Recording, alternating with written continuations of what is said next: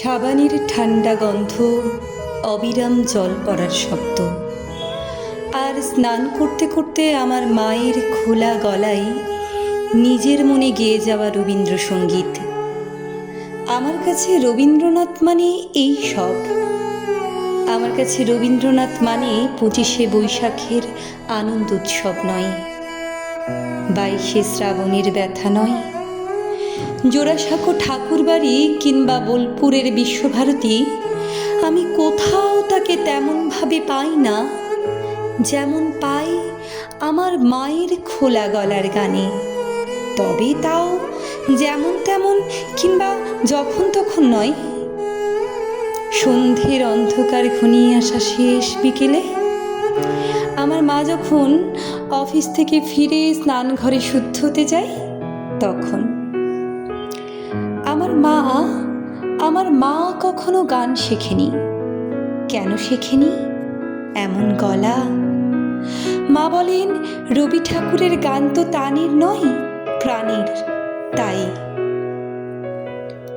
আমার মায়ের একটি প্রিয় গান, কাঁদালে তুমি মোরে ভালোবাসারি ঘায়ে, নিবিড় বেদনাতে পুলক লাগে গায়ে, তোমারও অভিসারে যাব অগম পারে, চলিতে পথে পথে বাজুগো ব্যথা পায়। গানটা মায়ের মুখে শুনতে শুনতে এই গানটা কখন আমার আপনার হয়ে গেছে।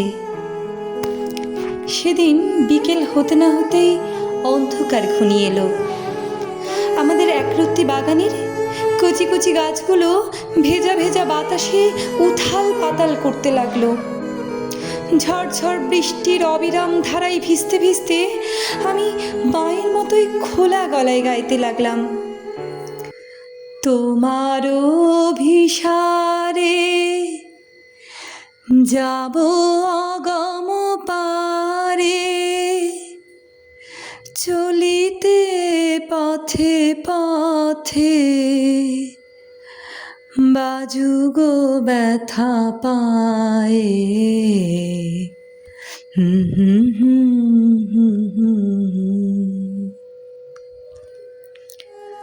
অভিসার মানে কি মা? মা বললেন, অভিসার আবার কোথায় পেলে? কেন? তোমার গানে? আমার গানে অভিসার? ও, তোমারও অভিসারে যাব অগম পারে। হ্যাঁ, ঠিক ওখানেই। অভিসার মানে যাওয়া, কিন্তু যাওয়া ততটা নয় যতটা যেতে চাওয়া। সবে ভিজে জামায় ঘরে ঢুকেই দেখি বাবা অফিস থেকে ফিরে এসেছেন কখন। বললেন, বৃষ্টিতে ভিজতে ভিজতে কোনো বর্ষার গান এলো না মনে? বাবাকে আমি কেমন করে বোঝাই? অভিসার শব্দের মানেটা এখন আমি জেনে গেছি। আরও জেনেছি ভালোবাসার আঘাতে কেমন করে কাঁদা যায়। এই সব নিয়েই আমার রবীন্দ্রনাথকে আমি এভাবেই মেঘলা আকাশে, বাদল বাতাসে, সাবানের গন্ধে, বিকেলের মরে যাওয়া আলো অন্ধকারে বারবার পেতে চাই।